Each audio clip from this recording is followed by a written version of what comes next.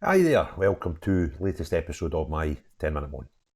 The topic of this 10-minute moan is a subject that I've found increasingly worrying over particularly the last few months and weeks. And it's about how the SNP and Scottish Government want to proceed with the gender clinics for children. And this information that's been shared in a lot of news outlets this morning, I find quite worrying, quite disturbing actually. And there's a few things that I've learned through my own curiosity over the last few weeks and months through talking to other people. And I say that I talk about people that are activists, not particularly in this field, but in other fields, and how governments go about, the little groups that they set up to try and sway opinion. I've been talking to a lot of people in the LGB community, and what I've learned through their discussions with them has been quite eye-opening and frightening for me. And it's all just fitting in together in my own head. I mean, I'm on a journey here, educating myself on this topic and a few topics surrounding it. And the more I learn, the more worried I am about what's actually going on in society. So this story is about trans activists who are working with the SNP to open new gender clinics for children in Scotland, and how they're influencing outcomes. So I'll go through the story, and then I'll drop in some of my own personal findings and opinions on the topic as we go. So I've used GB News just simply because when I put in, excuse me, the news in Google, it was the first one to come up. But it's there. It's in a lot of outlets this morning. So GB News are saying campaigners for Women Scotland are demanding that members were removed from their posts who have been talking out about child transitioning. Trans activists have been working with the Scottish National Party to open a new gender clinic for children. Campaigners who dismissed the Cass report and promoted puberty blockers raised grave concerns about how children with gender issues have been treated. The group was set up by the Scottish Government in 2022, so it's 2 years old, this group. A member of the group used their position to spread disinformation, rubbishing Cass findings, the Telegraph revealed. An academic who is part of the group attended a protest in Glasgow after Holyrood followed Rishi Sunak's lead on announcing a ban on puberty blockers. Dr. Ruth Pearce, a lecturer at the University of Glasgow, made a speech at the event in which she labelled the decision disgusting. Dr. Pearce later claimed trans people should be able to do what they want with their own body, including children. Campaigners from For Women Scotland demanded the members were removed from their posts. Positions came with the remit of improving the provision of gender identity healthcare within the NHS Scotland. Trina Budge, a director for Women Scotland, said, members of this so-called healthcare group have been allowed to abuse their positions with attempts to rubbish the most comprehensive study of its kind ever carried out. They should not have been let anywhere near positions of influence over the NHS in the first place, but given their behaviour, continued membership is clearly untenable and they must be removed immediately.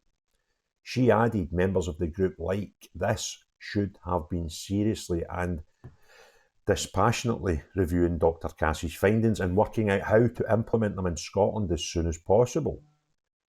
Instead, they are spreading anti-scientific lies at extremist protest rallies and promoting disinformation to their colleagues. The National Gender Identity Healthcare Reference Group oversee the creation of nationally commissioned young persons gender service in Scotland. This is one of these quangos that's set up, isn't it? So are third-party groups.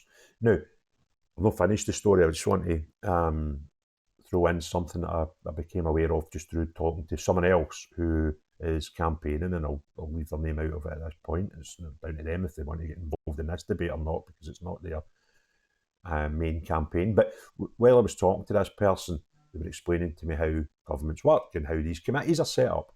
And they had two concerns about these sort of quango third-party things that the government set up. That they felt there was two problems. the first problem they felt was if they were looking at a situation, whatever it is, let's say it was underage drinking, the government have already got a position what they want to achieve from these open debates, right? And when they invite outsiders into Parliament to discuss them, they often pick the ones that they know what they're going to say, and they'll come in and they'll back up the pre-decided position that the government want the outcome to be, right? That's not problem number one. And problem number two is, sometimes when they bring in these quangos and things, it's quangos that are heavily funded by government, who are brought in, not, you would suggest, independently, because they know they are getting funded by government. So if they say something that goes against the narrative or the line that the government want to take, then obviously if they're heavily funded and sometimes 100% funded by government, then again, they'll just go down the path that the government want to be the outcome of the discussion, which is bizarre and bonkers when you think about it, but you can understand how it ends up there. So I've now got a different outlook when I see these things and government say, we're going to bring in some outsider stakeholders and these sort of buzzwords to debate these things and give us, their input. It's just a game, because they're either A, bringing in folk that they know what their input's going to be and it suits the narrative that the government want, or it's people who are funded by the government, so they're just going to toe the party line, as it were. So the National Gender Identity Healthcare Reference Group are no doubt one of those two things, if not both of those two things. And a Scottish Government spokesman said the National Gender Identity Healthcare Reference Group includes NHS Health Board representation, clinicians, academics, and the third sector. Engagement with a wide range of stakeholders, with a wide range of views, and including those that could be impacted by service or policy change, is standard practice in the public sector. And that does make sense if you believe it, right? Now, if they want a wide range of input into this, from independent stakeholders, I am prepared to suggest that they will not be talking to people like I have, through my own curiosity, who have had gender recognition surgery and have been left very damaged physically and mentally because they now wish they hadn't. These people would be worth talking to. Other people that would be worth talking to, again, I've been really curious about something that I became aware of recently that I had no knowledge of previously, and that is there seems to be a split between the LGB community and the rest of the alphabet that have stuck themselves onto their rainbow flag, right? And through my own investigation into this to try and, a sort of desire for knowledge in the subject, personal desire for knowledge in the subject, I've reached out to people who are in the LGBT community to get their opinion on it. And it's been fascinating, absolutely fascinating. And I can't thank those enough who have took time out their day to talk to me about a subject that they're very much involved in. I'm not, I'm neither lesbian, gay or bi, and could be, possibly viewed as bigoted on the subject, because the word bigoted means that we're going to talk about something that I don't know a lot about. So I understand that, but the way that I have been accepted by the lesbian, gay and bi community that I've reached out to has been fantastic, and they're quite happy to give me an insight. And through one of the discussions I've had over the last short while, opened me up to how this whole trans thing's getting played out, and people feel forced onto people. And this was me talking to a young lesbian female who was explaining her youth and what the journey she went through. And she told me that back in her day, if her and her friends were playing princes and princesses, I think is how she described it, she was like, I'll be the prince, and liked boyish pastimes and boyish games, etc., etc. And she feels that if she was a young child today acting out that type of games, etc., because, it's what I would refer to as a tomboy. That's how this girl seemed to be describing herself, and that might be wrong terminology. If it is, I apologise. But stuff that I would term is just boyish behaviour. And she feels now if she was in the system now, or the school system just now, she would be taken aside and told that, if you want to be a boy, that's fine. And may have been influenced to become trans. Now, she's a young adult. She has no feelings of being trans or boyish or whatever. She just feels like a perfectly healthy and knowledgeable and quite intelligent lesbian that still enjoys some boyish pastimes. But she's a fear for a younger version of her in today's society who could be pigeonholed as, well, you're transgender. When, you've got all these thoughts, you're trying to learn about yourself, your body and all that. And I think that's what's happening here. Now, the other worrying thing that I found out through all these great discussions, by the way, I can't thank, and I'm not going to name them because, if they're going to, any of these people are going to come out on a podcast with me, then that gives me the authority to understand that they're happy for me to talk about their situation. But otherwise, I'm not sure if they're happy for me to, their names don't matter. But the amount of people from that community that have been fantastic with me over the last short period when I've been really trying to learn more about this topic, and they all have the same feelings that this whole transgender issue is unsafe, unhelpful, and unneeded. But here's the thing, because a lot of people, when I done a little bit of campaigning 10 years ago on a subject, and I've started doing a wee bit more now, and somebody told me years ago, always chase the money, right? Now, with this thing, I'm thinking, well, where is the money? Where does that lead me to? And again, in a discussion with a lesbian female just yesterday, we were explaining how this just came about, right? Now, if you remember, those of us who are old enough to remember, when the rainbow flag was first a thing, it was simply a rainbow flag. And to me, it showed that it was an LGBT campaign to allow the LGBT community to have the same rights in a relationship that I have as a heterosexual. And I look at that and think, well, that sounds fair and logical. So, yeah, I understand why that's a thing. But through time, the LGBT community have now got the right to marry. They've got the right to, if they cohabitate with somebody, they have the same financial and legal protection I would if I, common law marriage, as you call it, if I stay with someone, live with someone for a certain amount of time, I then become protected in law from financial losses, etc. going forward. Well, the gay community have that now, and it's fantastic. So the people who were driving this campaign were heavily funded. This is where they chase the money, you see. And Stonewall, one of the biggest main foundations that was set up to drive this campaign. Heavily funded, lots of people paid, some nice high earning salaries in there. So when that campaign ultimately became successful, what was the need for organisations such as Stonewall? And I'm only using them because they're a well-known name, there might be others, right?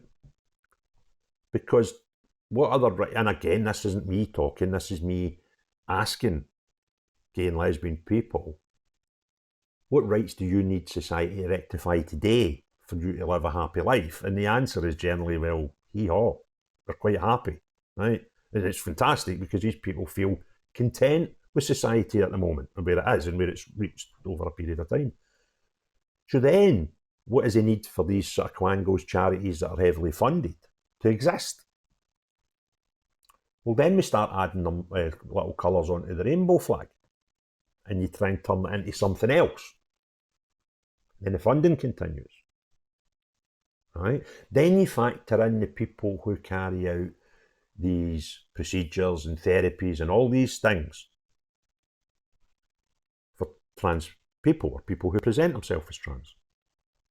And I didn't realise that there is a whole industry now behind that, between the campaigning and the support. It's maybe an odd name to use for it because I don't believe they are supporting people in the right manner. But I'm not qualified enough to make that decision. But there seems to be a suggestion that the support given is maybe no ideal either. So I now understand, and the jigsaw is starting to fit in for me, yeah? Because again, I get a wee bit of information through a period of time, and eventually these wee pieces all fall into place. And it seems to me that the biggest beneficiaries of this whole trans campaign thing, movement, are the activists behind it, who may not be trans, and the industry that's been created to deal with it. And they are getting listened to more than the people affected by it. And that's scary, and that's wrong. Another thing I find just bizarre, just through my curiosity on this subject, is the Green Party. I find their position on it absolutely bonkers, right? Because the Green Party were created through concerns people had about the environment. And I kind of got that, you know. And I remember when it don't happen so often now, and when they do, they're devastating, right enough. You know, when big oil tankers crash or lose their, you know, whatever, have accidents, and you got these oil spills, horrific. And, you know, Green Party and all that, looking at, I get that. That makes sense to me. What doesn't make sense to me is what they've turned into. And I recently shared on X sort of party political broadcast video about a PR that the Green Party, the Scottish Green Party, put out recently, sort of election campaigning. And in this video, they never once mentioned anything about the environment. All they spoke about was trans and gay rights. And I'm like, what? How did they evolve? And, you know, it's obviously happened over a period of time, and I've just missed it. They seem to have went from hugging trees to hugging children. And I find that very, very strange. And this whole movement, now nobody is suggesting for a minute that people with issues where they believe they're in the wrong body, nobody's suggesting for a minute that they should not receive care, help and advice. But when that care, help and advice has been driven by people who have a monetary involvement in the outcome of them deciding they're trans, that worries me. Particularly when you understand the harm that can be done through even psychological harm if there's no medical and surgical procedures carried out. But the drugs given, and, you know, these puberty blockers, which can make people sterile. So, you know, if you're a young female that's got trans questions, and, you know, you're just going through this journey and try to sort your head, where am I with this whole thing? And somebody says, well, take this tablet, because if you take this tablet and you make your mind up in 5-10 years that you want to change gender, then it'll be better for you. But if you get 4 or 5 years down the line, you decide, no, I'm quite happy as I am now, you might be sterile. You know, so what we're doing is just wrong. And don't take my word for it. You know, I believe Dr. Cass is probably more qualified to talk about these things than me. And that was one of the main things in her report. Another crazy thing, this again linking back to the Greens. The Green Party demand that we must believe science when we're talking about global warming, climate change and all these things, right? But are telling us to ignore science when it suits them because they didn't like the Cass report. And to hear Patrick Harvey take to a podium and tell anybody when he was asked the question, did they accept the findings of the Cass report? They went, well, no, really, because there's some people saying they're wrong. Some people that are saying them wrong weren't medical professionals with the same experience as Dr. Cass. The people saying they were wrong immediately, because this was within hours of the Cass report coming out when he said this, were crackpots online that don't know the difference between a man and a woman, right? I'm kind of thinking, well, who are you, who are you going to lie probability with here? Who's going to win that case? A doctor who is apparently one of the top in the field, spent 4 years putting a report together, or some guy dressed up as a wee pink girl with a wee teddy bear telling us that these people don't know what they're talking about. I'll leave that one with you. So that's where we are. My 10-minute moan's a doubler this week. I'm up to 20 minutes in the subject, but it's a topic that I'm quite disturbed about and quite keen to learn more. And hopefully next week, I'm going to be doing a podcast with a very well learned guest who can talk about. I want to investigate this sort of split between the LGB community and the rest of the alphabet. So I found someone willing to come on and talk about it, who will be a fantastic guest that I spent a fair bit of time talking to before now and before we record something next week. And it's just mad. It is just the maddest of the mad. But anyway, if you enjoyed the video, give it a thumbs up. If you've not already done so, please consider